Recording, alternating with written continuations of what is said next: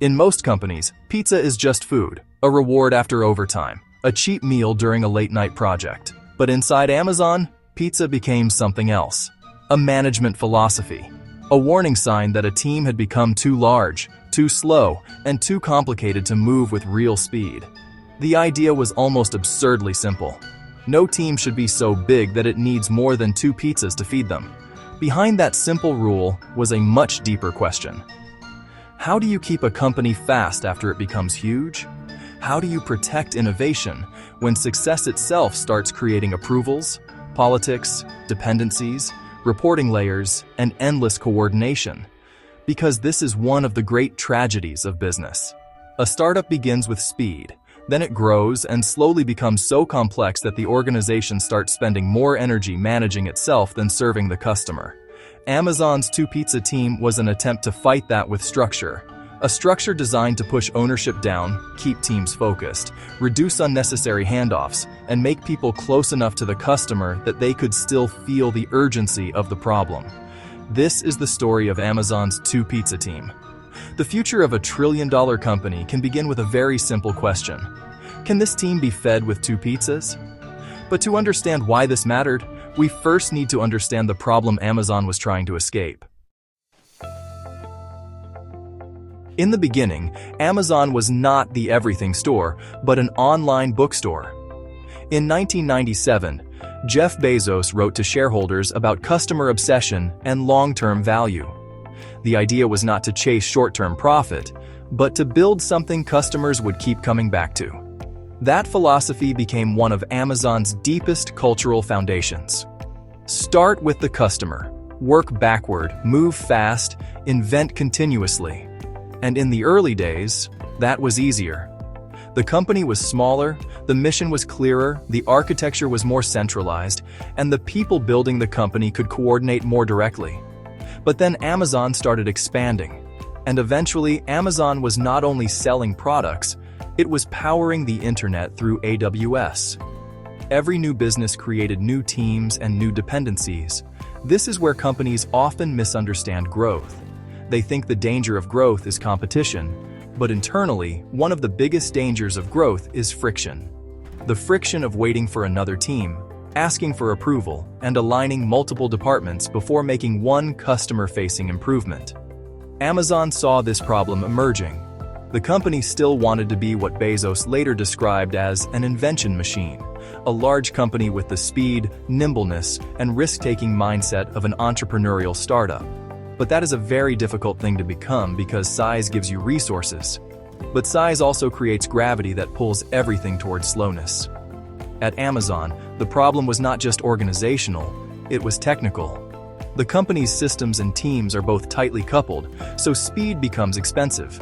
A small change in one area can require coordination across many others. So Amazon realized that if the company wanted to keep innovating, it could not only change the software, but also the shape of the organization. And this is where the pizza enters the story. The 2-pizza rule sounds like it is about food, but it is really about math. Because every time you add a person to a team, you do not just add one person, you add relationships. The team only grows from 7 to 12 people, but the communication lines more than triple. And once those lines multiply, the team begins spending more time maintaining alignment than creating value. And the dangerous part is that it can feel productive.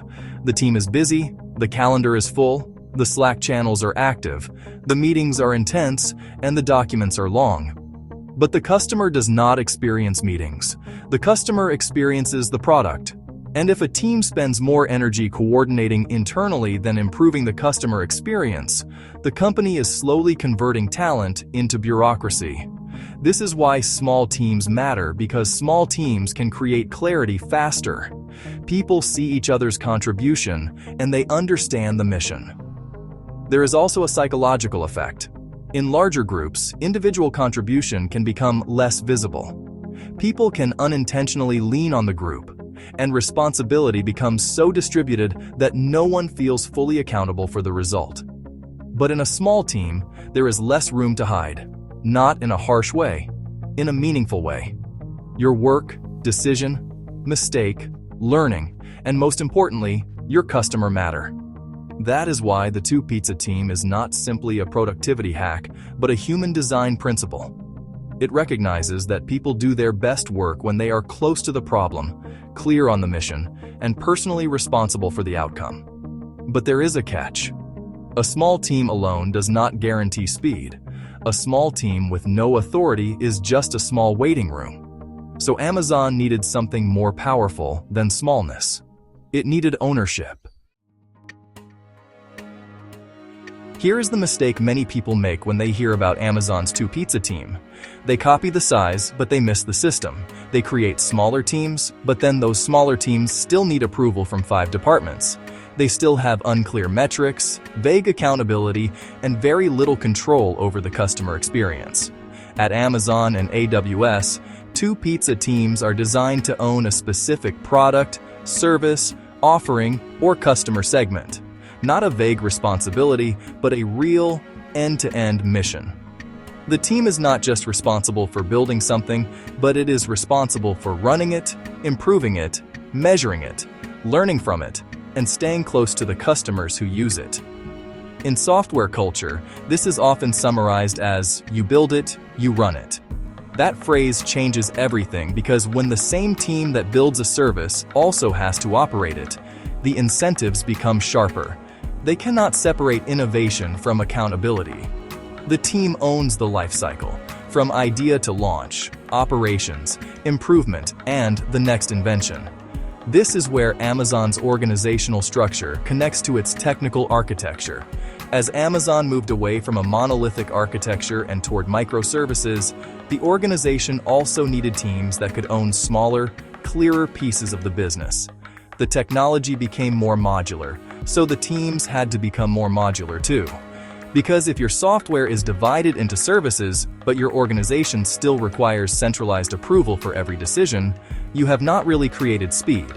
You have only created distributed software with centralized bureaucracy. The two-pizza team solved for both sides. It was small enough to move quickly, focused enough to understand the customer, empowered enough to make decisions, and accountable enough to live with the result. And when demand grew, Amazon's answer was not simply to make the team bigger. The answer was to split the team. Create another two-pizza team with its own focused mission. Preserve speed by preserving ownership. Amazon did not try to scale innovation by making teams larger. It tried to scale innovation by multiplying small, accountable teams. That is the difference between growing size and growing capability. But small, autonomous teams create another question. If teams move independently, how do you prevent chaos? The answer is leadership, but not the kind of leadership most companies are used to. In many organizations, leaders become toll gates. Nothing moves until they approve it. A promising idea slowly loses momentum as it moves through proposals, meetings, and layers of stakeholder approval. Governance should create guardrails, not toll gates. A toll gate stops you until someone lets you pass, while a guardrail lets you move fast while keeping you from driving off the cliff. That distinction is critical. That is where single-threaded leaders come in, whose role is to provide strategic direction, remove roadblocks, create the right inspection mechanisms, and then get out of the team's way. In Amazon's model, the customer problem becomes the center instead of the manager. In a high-velocity organization, the best leader may be the one who removes the need for constant leadership intervention. They create clarity, define boundaries, install mechanisms. Then they let builders build. This does not mean leaders disappear completely. There are moments when a decision is ambiguous, the data is incomplete, the trade-offs are difficult, and the risks are real. And in those moments, Amazon uses another powerful mechanism, which is a written narrative. In many companies, ideas are sold through presentations with beautiful slides, but Amazon has long been famous for a different approach. Instead of relying on slides alone, teams write documents that explain the customer problem, the data, the recommended decision, the alternatives considered, and the risks and benefits of each path. For new products, one famous mechanism is the press release and frequently asked questions, or PRFAQ. The team imagines the product as if it has already launched. What would the press release say? What questions would customers, executives, operators, and skeptics ask? This forces the team to work backward from the customer experience, not forward from internal excitement. Because inside large companies, many ideas sound good internally, but collapse when viewed from the customer's perspective. The PR FAQ asks whether the idea is truly valuable, whether the customer problem is deeply understood, whether the risks have been considered, and whether the team is ready to own the result. Written narratives also change the power dynamic in a room. In writing, unclear thinking becomes visible. Amazon's narratives are debated, refined, challenged, and improved before they reach senior leaders. A company can only push decision-making down if it believes teams have mechanisms to make good decisions. Small teams give speed, ownership gives accountability, narratives give judgment. Together they create a system where innovation does not depend on heroic leaders constantly making every call. It depends on ordinary teams using extraordinary mechanisms. But like every powerful system, the two-pizza team has a shadow side, and this is where the story becomes more realistic. It would be easy to turn Amazon's two-pizza team into a business fairy tale. Small teams move fast, customers become happy, innovation multiplies, and everyone wins. But real organizations are messier than that. Even Amazon acknowledges that two pizza teams may not suit all organizations or every business context. If your company is small, you may not need formal two pizza teams yet.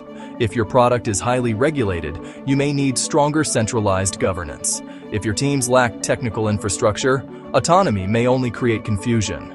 If your leaders cannot define clear missions, smaller teams may simply become smaller islands. This is why the two-pizza idea must be understood as a system, not a slogan. The system only works when a small team has a clearly defined customer, a focused mission, end-to-end ownership, the right capabilities inside the team, measurable KPIs, disciplined written narratives, and leadership guardrails that enable speed without creating chaos. This is why so many companies fail when they copy famous management ideas. The lesson is not that every team must be fed with two pizzas, but every team should be small enough, focused enough, and empowered enough to create real customer value without being trapped by the organization around it. The deepest lesson of Amazon's two-pizza team is about the future of work. Because every growing organization eventually faces the same enemy, which is complexity. As companies grow, complexity often disguises itself as maturity. More teams, clearer roles, formal reporting lines, structured processes, and recurring meetings that may look professional but quietly slow down execution. Sophistication is not the same as effectiveness. A company can look mature on the inside while becoming slower for the customer on the outside. Amazon's two-pizza philosophy is a reminder that innovation needs structured space. In business, we often celebrate scale through headcount, offices, budgets, initiatives, and organizational layers. But Amazon's insight was that scale is only valuable if it does not destroy speed, and that is a much harder achievement. So the next time you hear the phrase two-pizza team, think about what the pizza represents: a limit on complexity, a commitment to ownership, and a belief that small groups of empowered people can do extraordinary things when they are close to the customer and trusted to act. It reminds us that in a world obsessed with becoming bigger, the path to faster innovation may begin by becoming smaller and more disciplined in structure.